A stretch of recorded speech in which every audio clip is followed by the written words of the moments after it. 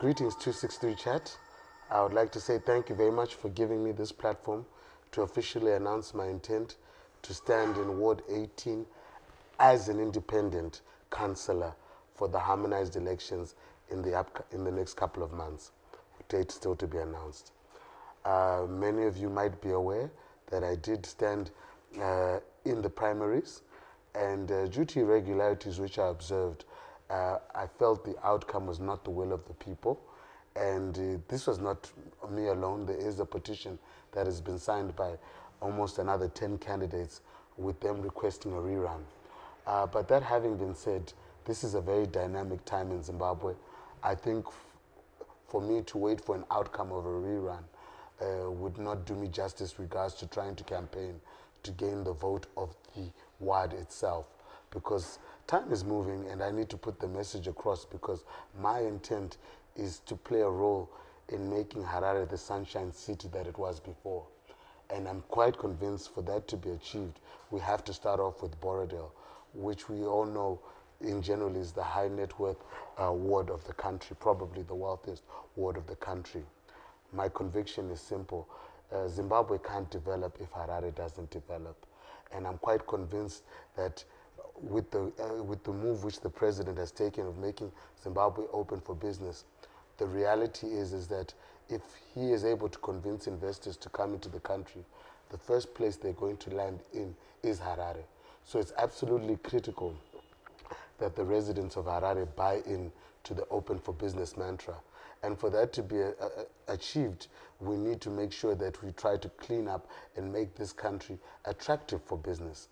And from my perspective, the people who are able to do this best are the residents of Borodale, because they've managed to do business successfully within the context of Zimbabwe, because everybody knows, you know, to have lived in Borodale is what every Zimbabwean would want, irrespective of where you grew up, where you're from. Any Zimbabwean, if they had funds permitting, their desire would be to own a piece of real estate in Ward 18 Borodale. So for me, I just thought, for me, this is the time.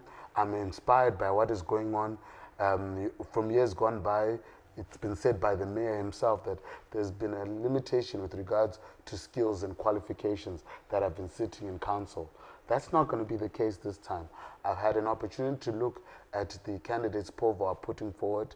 I've had an opportunity to be exposed to some of the independent candidates that have put their names forward. And I'm quite convinced that town council, there's going to be a robust debate and discussion. And I'm quite convinced that it will be the way forward with regards to having things sorted in Borodale. If you want to know what my vision for Borodale, the first and foremost thing is really to try and convert it into essentially the new Sandton of Zimbabwe. You know, really, I've always wondered why the town council people have issues with vendors in CBD. In my opinion, instead of trying to run out the vendors from CBD, I would most recommend those with means to move out. And one of the best places to move out is Borodale itself. Really, with that regards, the first thing you'd want to do is we now to appreciate the value of that land. And by Sam Levy, we should focus on building high-rise buildings. I think currently there's limitations on the level of floors which you can have. But if we want more people to get engaged in Borodale, we need to allow at least 3, 4, 5, 6, even 10 to 20-story skyscrapers being built in Borodale by the Sam Levy area to start. Further to that, my conviction is to try and convince a lot of non-government multinational companies to come and set up their headquarters in Harare. And Sam Levy is poised best for that. I mean, we all know that we've got the best English speakers, we've got a lovely climate, our road network is fairly good, and we know that a lot of internationals have always decided, in the past, have always decided to make Harare their home. I think we've lost out a bit over the past years to Nairobi and Johannesburg and Addis Ababa, but I'm still quite convinced that Sam Levy, Borodale area is perfectly poised to provide a home for multinational organizations and multinational companies for them to come and set up their headquarters. You know, there are many things that I've got a vision for with regards to Borodale. I think one of the first things would be to try and clean up the issue of residential stands, the issues of sessions. I was speaking to people on the ground, And they were mentioning that, Neville, why don't we come up with some kind of escrow facility or structure where any developers who intend to build must keep some money in an account somewhere in the event that they don't deliver with regards to their roads or whatever. That can be used to protect buyers, because now there are many people who have bought stands on session, but when it's time for the roads, and I've also been a victim of this, when it's time for road development, 2-3 years nothing moves. So yes, it's a bit unfortunate. Like I said, a lot of people might want to discuss about what happened over the weekend, the primaries. What I can say, to me, it was a definite benefit. I learned a lot. I had an opportunity to engage with the low net worth individuals who are currently residents in the ward, managed to get their concerns. I reached out to them, and they are essentially the biggest reason why I took this stance, because I think for a long time, you constantly hear when you're going to see them, the candidates, the people who are standing for ward and MP, they only come to see us when they want our vote. After that, we never then see them for 5 years. And it kind of touched me. And I'm going back. Even when I had a negative outcome, I'm still going to see them. I'm still going to engage them, because I feel they're the ones who have empowered me. I feel indebted to them. And I think that has generally not been the case with some of the other candidates, who are more indebted to the people who are doing the counting than the people who actually counted. So in that regard, I look forward to taking a role, going on this journey. I know I've been given huge support by people who have supported me from the beginning. I'm glad to say that I'm standing as an independent for Borodale Ward 18 in this coming election. To be honest with you, I thought maybe this was going to be a time when there's going to be appreciation for the will of the people, where we want to do things right. And what I saw over the weekend at the election, in my case, was absolutely ridiculous. I'll be able to give you a petition that has been signed with some of the concerns. It's floating on social media. I'll be able to give that to you. What I saw is a situation where I was quite aware. I saw at least 300 to 400, 500 people cast their ballot. But when the results came out, there are only 100 people in total that we saw ballots for. But I saw 500 people put in their ballot. Now, for me, like I said, that might be an issue of a sore loser. If that is the case, at least I'm a team of them, because like I said, there are other 10 people who have put their petition. A lot of them have mentioned, Neville, let's go. We put our petition and request a rerun. In my opinion, I don't want to put the hands of my destiny and my future in the hands of a group of people who are going to decide whether it's a rerun or not. Time is moving forward. Harare needs to be developed now. We need to convert it into the Sunshine City now. And for me, I'm going ahead. I'm proceeding to make sure that I can be able to sit in town council so we can have the robust discussions that are involved to make Harare the Sunshine City it's supposed to be again. All right. In the past, we have seen shambolic elections, primary elections from Zanu-PF, and I'm sure these ones were the worst. So, do we say you don't have faith in the new dispensation, or what? To say I don't have faith in the new dispensation might not be worded correctly. I would like to put it and keep it towards my word, where what I saw was something where the will of the people was not delivered. And in my regard, I feel I can play a role in trying to uplift the lives of the people in my ward. If you had to ask me honestly, people are saying, no, why don't you wait for the outcome of the petition and the rerun? If I was the president of Zanu-PF, I probably wouldn't entertain them right now. It would probably be political suicide. There's not enough time to try and entertain reruns. Furthermore, you've got a situation where you open up a can of worms, because my case is definitely not the only one. There are quite a number of people who have stated. So if you had put it to me, I'd want to be politically okay and just say maybe there was ineptitude. People didn't know how to conduct and how to run an election. The wrong people were given the stuff. Maybe it was run incorrectly. But for me, that's not going to stop me from going forward. I'm quite convinced that Zanu-PF does have its supporters. Those supporters, I've engaged them on a personal level. I've managed to reach out to them. I think we've managed to find a common ground. And that is essentially the theme and the slogan for my campaign, really trying to find a common ground. you know, people always said, why didn't you try and go for a rural ward, which might be easier to secure because MDC has got a stronghold in the cities. But for me, it would defeat the purpose, because if we're going to look for development will inevitably have to start in the urban wards. There's no way you're going to trickle out development into the rural areas if you don't bring development into Harare. So, you know, it's painful, but you see a breakdown in communication when you see a $500,000 house and next door there's a squatter camp. Really, there's something that can quickly be done, because it's even in the interest of the owner of that house, of that $500,000 mansion, to develop around him to increase the value of his home. So discussions can be done. And I think that is why I chose Borrowdale, because where a lot of other wards, maybe Rushinga, you don't have many options. If you want to get funding, you literally have to go to the central government to look at those constituency funds from parliament to secure funding. In Borrowdale, that's not the case. Any Zimbabwean in diaspora would be willing to put money into developing Borrowdale, because if they're not coming back in a box, they'd want to come and reside in Borrowdale, irrespective of where they grew up. So we can harness resources and capacities from diaspora to develop Borrowdale.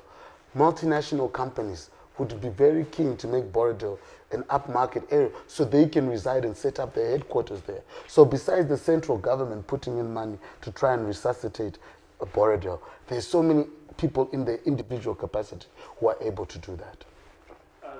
Probably my two last questions. One, to quote you, you said wrong people were running the elections. Does this mean Zanu-PF or the president, Mr. Mnangagwa, has got a wrong team around him that might spoil his campaign towards the election? Two, now that you're independent, there's that people's own voice, whatever, that Povo. Are you likely to join that cabal? Can I answer the second question first? It's a lot easier. Sure.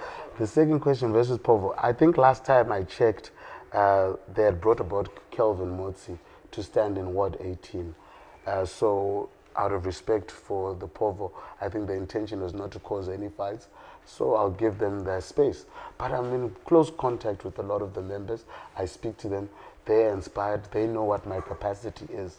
So I think we'll have a fair fight. If I would just want to say, I think I'll have a lot more confidence in ZEC than what I saw, to answer the first question, with the way the election was conducted. And that's just not me alone. Your first question is extremely difficult, because the president is the one who puts his team in place. What I do see is that there are a lot of disgruntled people, me, myself included. And obviously he's made a statement, which I think any president would do, that the elections went well, and he has got to proceed as the president. Like I said, for him to try and look back and turn around over his shoulder, it'll open up a can of worms, which I think at this stage will be political suicide. And that is the exact reason why I've taken this stance, because I'm not believing that anything will come out of the outcome of any rerun. It wouldn't make political sense to do it at this stage. But what I'm saying is, me as an individual, I've got something to offer. I'm convinced I can deal with this situation, because the truth of the matter is, I feel that some of the candidates that are there are indebted to the people who counted. So if you're indebted to the people who counted, it means that the electorate, you're not concerned about them, and you don't go back to them, which is not something that has been said by me, but you can testify if you go on the ground. It's said by all the electorate that we never see them. Now, for me, the energy and strength I get is because the electorate were crying and saying that we wanted you because we genuinely felt you, Neville Mutsvangwa, will address our concerns. You've mentioned dynamic and creative ways which it can be achieved. Not coming and promising us stands which you don't own, but saying that, no, you'll come up with smart partnerships with diaspora. Where a situation where diaspora before would send money to family members, and then they'll be shown a house next door. When they come, there's nothing of their house and their money has been eaten. If we come up with a dynamic structure in Borrowdale, it can be a situation where even the people of Zimbabwe will be glad, because they'll see development, as opposed to giving a stand maybe in Norton or maybe in Mondoro, where that person will hold the stand but will never be able to raise capacity to develop it or even to build on it. In Borrowdale, it's easy. The person in diaspora will say, okay, this person has brought something to the table. If I was going to buy a stand for $20,000, this person has brought the stand. Let me come up with a partnership with him. Maybe the 20,000 I was going to put into buying a stand, since he's brought it cheaper, or because obviously you have to buy. There's a lot of value in Borrowdale. But let's even say a stand which was 20,000 because you're a part of the electorate and you're entitled, or you waited in the queue and you got it at 10,000. You can go and say, okay, fine, you in diaspora, partner with this person who's got, he doesn't have the funds to build, but why don't you build him a small cottage? And then in the meanwhile, he can oversee your house being built. He's got a vested interest to make sure that house is built, because that's where he's going to stay. As opposed to maybe a family member who he sees the most value when he's holding the money and doesn't see the money of the outcome of the building of the house. So these are some of the things which I'm looking at, which I feel can easily be implemented when I'm the ward councillor. I know I said my last, but this is my last, I promise. No problem. I think I'm engaging you, which is a good sign. Does this mean now that you have revoked your Zanu-PF membership, now that you're independent? You're no longer Zanu-PF? I leave that for the powers to be to make that decision. I just simply said that after the primary election, I heard a lot of people congratulating the person who won. In my opinion, I don't think that was the fair outcome. And I've said, no, look, I thought perhaps it was going to be an effective way for me to campaign, but I can see that there's two options when this happens: to do a petition or to go as an independent. I've simply said that I, Neville Mutsvangwa, feel I can play a role in making Harare the sunshine city it's supposed to be. And I'm proceeding to do that accordingly. I leave it up to Zanu-PF to take whatever course of action they deem necessary based on my decision. My intent right now is to get a message out, to get the vote in the hearts of the people. I would want to focus on that, to get the majority of the people, because even for me to stand as an independent, I wouldn't do it if I hadn't got a feeling of what the people want on the ground. And this is something where a lot of people have approached me and said, Neville, we want you to represent us, and we will support you. And I feel now I've managed to gain the support in the heart of the Zanu-PF electorate. My intention now is to go and get and garner the support of everybody else who's staying in Borrowdale, who I'll now have an opportunity to engage on a one-on-one. With regards to ZEC, just like with the Zanu-PF election, there's been a lot of people who have shown displeasure. If they fail to perform, I can assure you that it won't be me alone who will mention my displeasure, but it will be a lot of people who will come together if that case may be. For now, I wouldn't want to mention, I've not had an opportunity to really get down to see the capacity of ZEC, what they're able to do it, but I can say that I'm quite comfortable to put my fate in their hands as things stand right now. We just skip something which is very crucial from our point of view, my question. The accompanying of Ambassador Mutsvangwa and the ZEC goes to Russia. You know, that relationship, how people have responded on social media, how they have responded even in the mainstream newspapers, particularly in the Daily News and the Newsday, and how critical people were on that kind of a relationship. What's your take on that, and how confident are you with the ZEC producing credible outcome elections given that background? Okay. I think we need to go back to look at the situation. A person said to me, Neville, why is it in Zimbabwe only a minister can be chosen, or they want ministers to have their constituency? Maybe we need to go look at that and determine, should ministers have a constituency or should they be independent? I don't know, but the constitution, because you need to appreciate, when Ambassador Mutsvangwa went on that trip, he went wearing a government hat. He did not go wearing a party hat. And he was sent on a mission by the head of state. I'm not the one who was privy or the one who made a decision on it. Afterwards, and also when Priscilla Chigumba went as well, I'm sure she went on a government and there were no partisan. So if we want to remove, we might need to look at our constitution so that we have a situation where we don't have a person who later on will go along party lines also being in a position where they're running a state government entity. That's the best way I can answer that question. We are talking about a country which is alleged to be a made one of the powerful countries in influencing the election outcome in the US. And now this intimate relationship